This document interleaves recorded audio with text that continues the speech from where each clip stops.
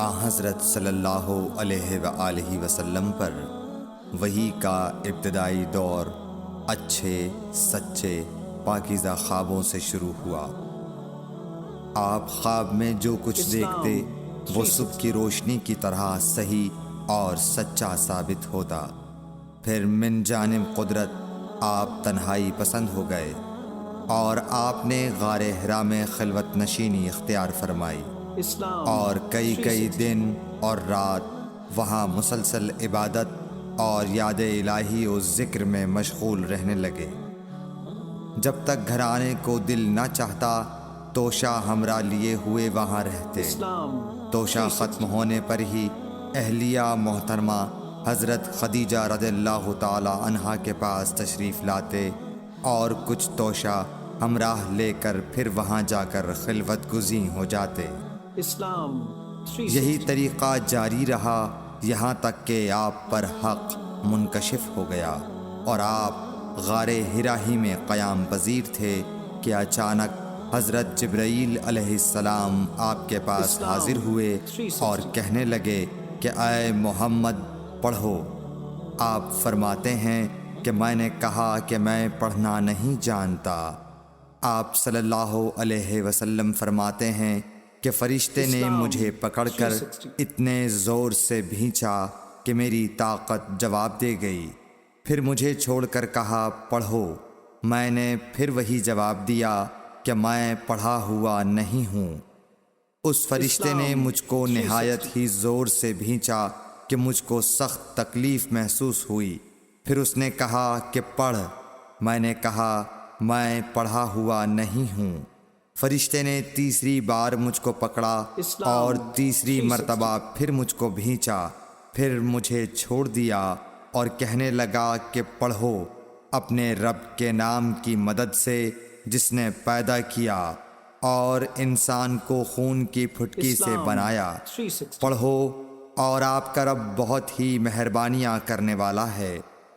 بس یہی آیتیں آپ حضرت جبرائیل علیہ السلام سے سن کر اس حال میں غار حرا سے واپس ہوئے کہ آپ کا دل اس انوکھے واقعے سے کانپ رہا تھا۔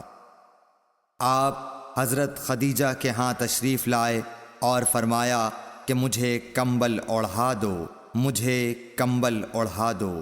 لوگوں نے آپ کو کمبل اوڑھا دیا۔ جب آپ کا ڈر جاتا رہا تو آپ نے اپنی زوجہ محترمہ حضرت خدیجہ رضی اللہ تعالی عنہا کو تفصیل کے ساتھ یہ واقعہ سنایا اور فرمانے لگے کہ مجھ کو اب اپنی جان کا خوف ہو گیا ہے۔ آپ کی اہلیہ محترمہ حضرت خدیجہ رضی اللہ تعالی عنہا نے آپ کی ڈھارس بندھائی اور کہا کہ آپ کا خیال صحیح نہیں ہے۔ اللہ کی قسم آپ کو اللہ کبھی رسوا نہیں کرے گا۔ آپ تو اخلاق فاضلہ کے مالک ہیں۔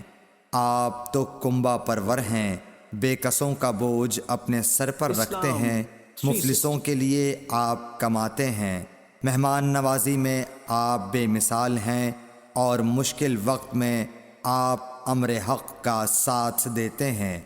ایسے اوصاف حسنہ والا انسان یوں بے وقت ذلت و خواری کی موت نہیں پا سکتا۔ پھر مزید تسلی کے لیے حضرت خدیجہ رضی اللہ تعالی عنہا آپ کو ورقہ بن نوفل کے پاس لے گئیں جو ان کے چچا زاد بھائی تھے اور زمانہ جاہلیت میں نصرانی مذہب اختیار کر چکے تھے اور عبرانی زبان کے کاتب تھے۔ چنانچہ انجیل کو بھی حسب منشائے خداوندی عبرانی زبان میں لکھا کرتے تھے۔ انجیل سریانی زبان میں نازل ہوئی تھی، پھر اس کا ترجمہ عبرانی زبان میں ہوا۔ ورقہ اسی کو لکھتے تھے۔ وہ بہت بوڑھے ہو گئے تھے، یہاں تک کہ ان کی بینائی بھی رخصت ہو چکی تھی۔ حضرت خدیجہ رضی اللہ تعالی عنہا نے ان کے سامنے آپ کے حالات بیان کیے اور کہا کہ اے چچا زاد بھائی، اپنے بھتیجے محمد صلی اللہ علیہ وسلم کی زبانی ذرا ان کی کیفیت سن لیجئے۔ وہ بولے کہ بھتیجے آپ نے جو کچھ دیکھا ہے اس کی تفصیل سناؤ۔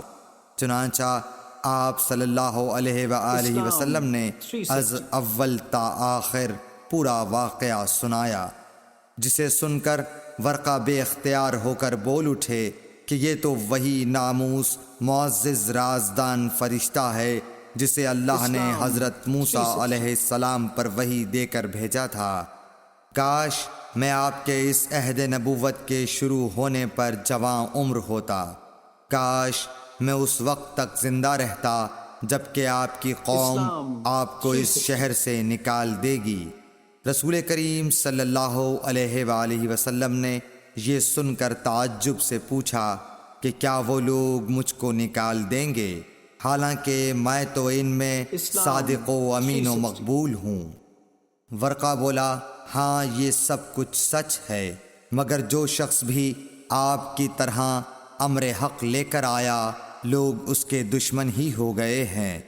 اگر مجھے آپ کی نبوت کا وہ زمانہ مل جائے تو میں آپ کی پوری مدد کروں گا، مگر ورقہ کچھ دنوں کے بعد انتقال کر گئے، پھر کچھ عرصے تک وحی کی آمد موقوف رہی۔ صحیح بخاری حدیث نمبر 3۔